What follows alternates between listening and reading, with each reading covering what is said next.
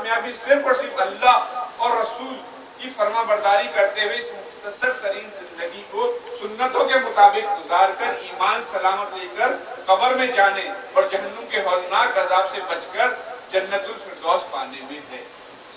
چنانچہ پارہ 4 سورہ آل عمران کی آیت میں ارشاد خدائے رحمان عز و جل ہے، جو آگ سے بچا کر جنت میں داخل کیا گیا وہ مراد کو پہنچا۔ تو ہم تو کہتے ہیں کہ مراد کو کامیاب ہوئے، اچھی نوکری مل گئی، میرے بچے کو اعلیٰ تعلیم ہو جائے، میرا بچہ یہ بن جائے، یہ سب دنیا کی ضرورتیں۔ جب ہم اس دنیا میں آئے ہیں تو ہم نے ایسے نہیں رہنا، ظاہر ہے یہ ہماری ضرورتیں ہیں، اس کے لیے ہمیں دنیا میں علوم کو حاصل کرنا ہے، ہمیں تجارت کرنی ہے، ہمیں کاروبار کرنا ہے، ہمیں نوکریاں کرنی ہے، مگر ساری زندگی اسی پہ فوکس ہو جانا۔ کل ایک صاحب سے ملاقات ہوئی تو کہنے لگے باتوں باتوں میں، کسی کی بچی ساتھ تھی، 2 چھوٹے چھوٹے بچے، تو ان کو پیار سے کھانا کھلانے لگے، کہنے لگے کہ بھائی بس اسی عمر تک ان کے لاڈ پیار اور محبتوں میں جو ہے نا ان کو نبھالو، جب یہ بڑے ہو جائیں گے تو ہاتھ سے نکل جائیں گے۔ ہم نے بڑے پیار سے، محبت سے اور شفقت سے اپنی اولاد کو کھلاتے تھے، پلاتے تھے، ان کے ناز اٹھاتے تھے۔ آج جب بچے بڑے ہو گئے تو وہ ہاتھ ہی نہیں آتے، وہ اپنی مرضی کرنے لگتے ہیں۔ تو اندازہ لگائیں کہ کیا حال ہے ہمارا، کہ ہم اس چھوٹی سی زندگی میں جو کبھی نہ کبھی ختم ہو جانی ہے، اور وہی ہماری بات کہ ختم ہو کے مٹی نہیں ہو جانا، ہم نے دوبارہ اٹھنا ہے اور ایک ایسی زندگی شروع ہوگی کہ جو کبھی ختم نہیں ہوگی۔ تو اندازہ لگائیں، ابھی ہم یہاں آئے ہیں سفر حج کے لیے، تو سوٹ کیس جو ہے وہ اٹھایا نہیں اٹھایا جا رہا، یہ بھی رکھ لوں، وہ بھی رکھ لوں، یہ جوڑا بھی رکھ لوں، یہ اوزار بھی رکھ لوں، یہ پلیٹ بھی رکھ لوں، یہ کھانے پینے کی چیزیں بھی رکھ لوں۔ ایک چھوٹے سے سفر میں جس سے ہمیں یہ نہیں پتا کہ ہم کر بھی پائیں گے، ہمارے نصیب میں بھی ہے حج یا نہیں، ہم وطن واپس بھی جائیں گے، مگر ہمارا چھوٹا سا سفر ہوتا ہے، اس سے ہمارے اتنے لوازمات ہوتے ہیں، اور ایک ایسا سفر ہمارا انتظار کر رہا ہے جو کبھی ختم نہیں ہوتا، اور اس نہ ختم ہونے والے سفر کا انحصار اسی زندگی پر ہے۔ تو ہم بھلے کمائیں، اعلیٰ تعلیم حاصل کریں، نوکریاں کریں، جو پیشہ اختیار کرنا چاہیں، اس کے حلال والا وہ کریں، مگر نظر اس زندگی پر ہو۔ اگر ہم نے یہی سوچ لیا کہ دنیا کی یہی کامیابی ہے، جیسا بھی ہم نے سنا مال چھوڑ کے مر گئے، وارثوں نے اڑا لیا، اب حساب ہم سے لیا جا رہا ہے، عیاشی ہمارے وارث کر رہے ہیں، دنیا میں ہم نے جو کھا لیا وہ ختم ہو گیا، جو چھوڑ گئے وہ وارثوں کا ہو گیا، اعمال باقی رہتے ہیں، باقی ہر چیز ختم، پیسہ کتنا بھی وہ ختم ہو جائے گا، ختم ہو جاتا ہے۔ تو پیارے اسلامی بھائیوں، گناہوں کے آئیے 6 علاج سن کر ہم اپنی بات ختم کرتے ہیں۔ حضرت سیدنا ابراہیم بن ادم کی خدمت سراپا عظمت میں ایک شخص حاضر ہوا اور عرض کیا سیدی مجھ سے بہت گناہ سردرد ہوتے ہیں، براہ کرم گناہوں کا علاج تجویز فرمائیں۔ آپ نے اسے یہ 6 نصیحتیں فرمائیں۔ پہلی نصیحت کیا کہ جب گناہ کرنے کا پکا ارادہ کرو نا تو اللہ کا رزق آنا چھوڑو۔ اس شخص نے حیرت سے عرض کی حضرت یہ آپ کس نصیحت کر رہے ہیں، یہ کیسے ہو سکتا ہے، جب رزاق ہی وہی ہے تو اس کی روزی چھوڑ کے بھلا کس کی روزی کھاؤں گا۔ فرمایا دیکھو کتنی بری بات ہے کہ جس پروردگار کی روزی کھاتے ہو اسی کی نافرمانی کرنا چاہتے ہو۔ پھر آپ نے دوسری نصیحت فرمائی، اچھا جب گناہ کا ارادہ ہونا تو اللہ کے ملک سے باہر نکل جاؤ۔ یہ کیسے ہو سکتا ہے، مشرق مغرب شمال جنوب دائیں بائیں اوپر نیچے الغرض جدھر جاؤں گا اللہ جی کا ملک پاؤں گا، اللہ کے ملک سے کس طرح باہر جاؤں گا۔ فرمایا دیکھو کتنی بری بات ہے کہ اسی کے ملک میں رہو اور اسی کی نافرمانی کرو۔ آج ہم باہر دنیاوی مثال جب باہر جاتے ہیں تو کیسے سیدھے ہو جاتے ہیں۔ ابھی دبئی چلے جائیں، دبئی کے قوانین پر عمل کریں، پھر امریکہ چلے جائیں، وہاں کے قوانین پہ عمل کریں۔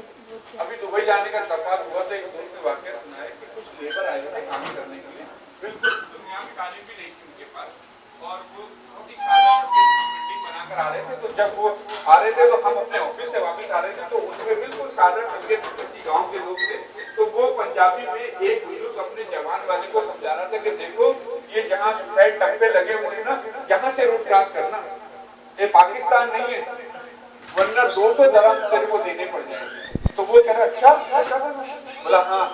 تو آپ اندازہ لگائیں کہ جب ہم دنیاوی طور پہ ہمارے پاس علم نہیں ہے، تعلیم نہیں ہے، ہم صرف ایک بلاگ لکھنے والے یا بلاگ اٹھانے والے، اس کو بھی یہ شعور ہے کہ میں اس ملک میں جاؤں گا تو اس کے قوانین پر عمل کروں ورنہ چپت پڑ جائے گی۔ تو پھر ہمیں جو ہے وہ جیسے آپ نے فرمایا کہ دیکھو جس کے ملک میں رہتے ہو کسی کی نافرمانی کرتے ہیں، تو دنیا میں ہم دنیاوی ملکوں میں رہیں اور ان کے قوانین پر عمل کریں، اور کرنا بھی چاہیے، اور اللہ کے ملک میں یعنی اس کی سلطنت میں رہیں تو اس کی نافرمانی کیسی ہے۔ پھر آپ نے تیسری نصیحت اسے ارشاد فرمائی کہ جب مجھ پر ارادہ ہو جائے نا کہ بس اب تو گناہ ہی کرنا ہے، اب تو کر ہی ڈالنا، تو اپنے آپ کو اتنا چھپا کر کرو کہ اللہ عز و جل تمہیں دیکھ نہ سکے۔ تو عرض کرنے لگا کہ حضور یہ کیسے ممکن ہے اللہ عز و جل مجھے دیکھ نہ سکے، وہ تو دلوں حال سے باخبر ہے. تو فرمایا دیکھو کتنی بری بات ہے کہ تم اللہ کو سمیع بصیر یعنی سننے والا اور دیکھنے والا تسلیم بھی کرتے ہو اور یہ یقین کے ساتھ کہہ رہے ہو کہ ہر لمحے مجھے اللہ دیکھ رہا ہے. یہ بھی بلند کی جا رہی ہے. ایک آج ہمارا یہ تصور بن جائے کہ ہر وقت مجھے اللہ دیکھ رہا ہے. ہمارے ہر فیل میں ہم یہ دیکھیں کہ اگر ہمارا باپ دیکھ رہا ہو, بازار میں ہم جا رہے ہوں, مارکیٹ میں جا رہے ہوں, کہ اگر میرا باپ دیکھ لے گا تو یار وہ برا مانے گا. اگر کوئی میرا عزیز رشتے دار کوئی دوست دیکھ لے ابھی کہ یہ میں وہی کہاں کھڑے ہیں, کیا حرکت کر رہے ہیں, تو یار یہ تو بڑی شرمندگی ہو جائے گی. گناہ اس لیے چھوڑ دیتا ہوں, گناہ اس لیے نہیں کرتا کہ کہیں کسی کی نظر میں نہ آ جاؤں, کوئی خاندان والا نہ دیکھ لے, کوئی بڑا نہ دیکھ لے, وہ بولے گا بھائی کہاں پھر رہے ہو, کیا حرکتیں کر رہے ہو. تو آپ نے فرمایا کہ جب تمہیں یہ یقین بھی ہے کہ اللہ ہر لمحے تمہیں دیکھ رہا ہے, پھر بھی تم گناہ کیے جا رہے ہیں. اللہ.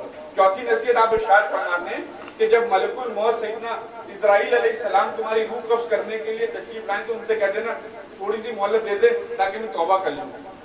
تو اس نے عرض کی حضور میری کیا اوقات, میری کون سنے گا, موت کا وقت مقرر ہے, مجھے تو ایک لمحے بھی مہلت نہیں ملے گی, فوراً میری روح قبض کر لی جائے گی. فرمایا جب تم یہ جانتے ہو کہ میں بے اختیار ہوں اور توبہ کی مہلت حاصل نہیں, تو فی الحال ملے ہوئے لمحات کی غنیمت جانتے ہوئے ملک الموت کی تشریف آوری سے پہلے توبہ کیوں نہیں کر لیتے. پھر آپ نے پانچویں نصیحت یہ فرمائی کہ جب تمہاری موت واقع ہو جائے نا اور قبر میں منکر نکیر تم سے سوال کرنے آئے تو انہیں قبر سے ہٹا دینا. جاؤ بھائی, یہ کیا ارشاد فرما رہے ہیں, میں انہیں کیسے ہٹا سکوں گا, مجھ میں اتنی طاقت کہاں. آپ نے فرمایا جب تم منکر نکیر کو ہٹا نہیں سکتے, ان کے سوالات کے جوابات کی تیاری پھر ابھی سے کیوں نہیں کر لیتے. چھٹی اور آخری نصیحت فرمائی کہ اگر قیامت کے دن تمہیں جہنم کا حکم سنا جائے تو کہہ دینا کہ نہیں جاتا.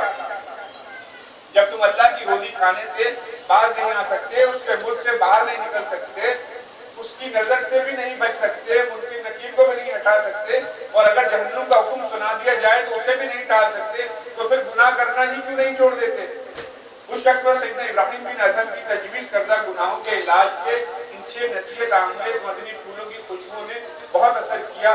دار و قطار روتے ہوئے اس نے اپنے تمام گناہوں سے سچی توبہ کر لی اور مرتے دم تک توبہ پر قائم رہا.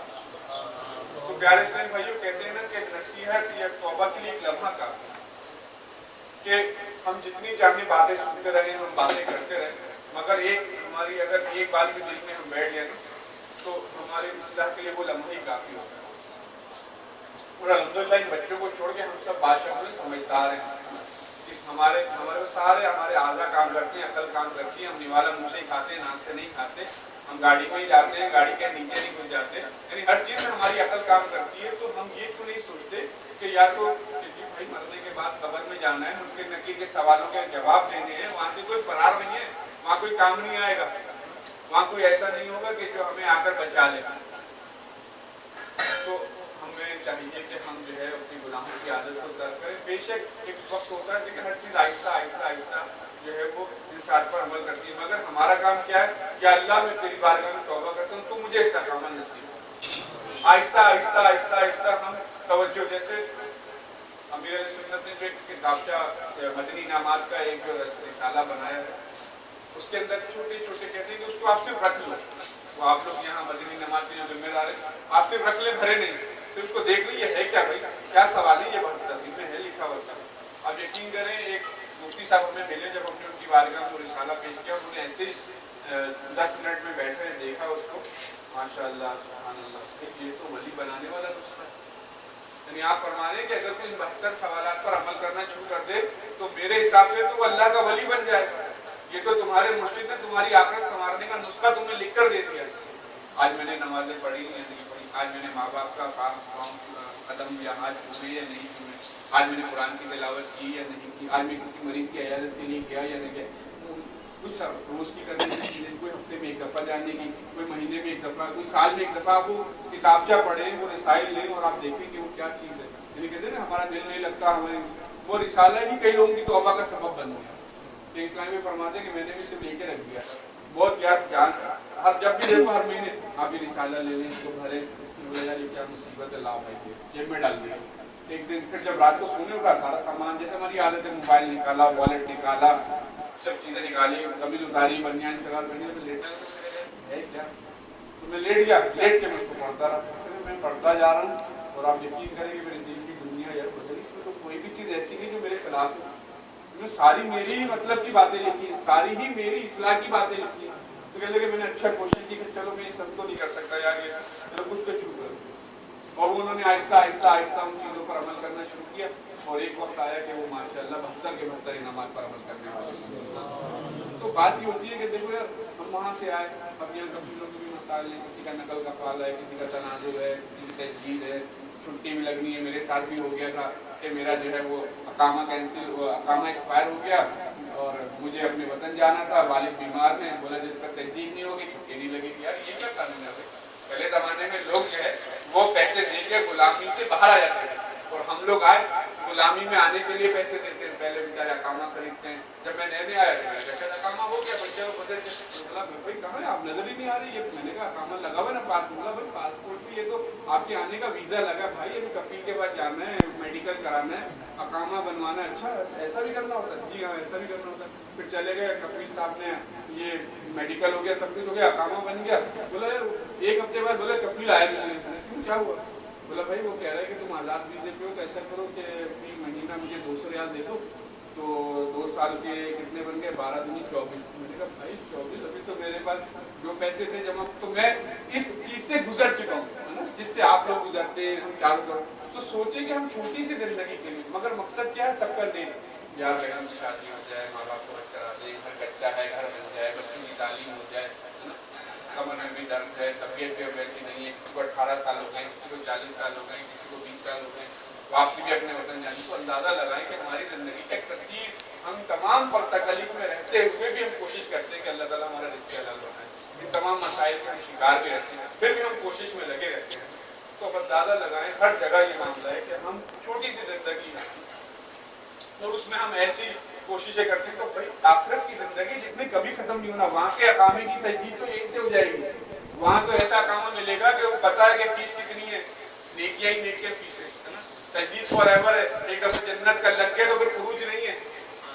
تو ایسا اقامہ ہے وہ ہمارا انتظار کر رہا ہے، اس کا ہماری توجہ نہیں ہے.